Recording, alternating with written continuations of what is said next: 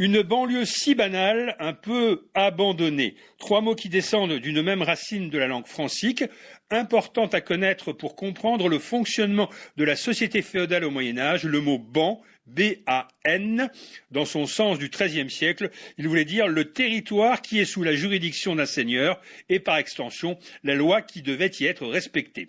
Le ban au sens de territoire, il a notamment donné le mot banlieue qui en désignait la superficie d'environ une lieue à partir du centre de la ville. Une lieue, c'était la distance que pouvait parcourir un homme à pied en 1 heure.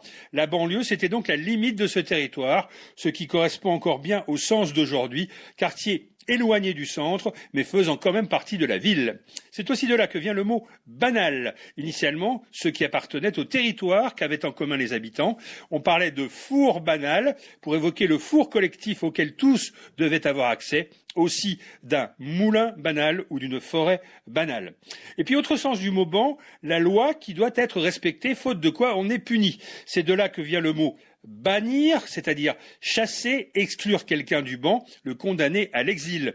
On trouve aussi le verbe abandonner, pousser quelqu'un hors des règles du ban, le tenir à distance du territoire.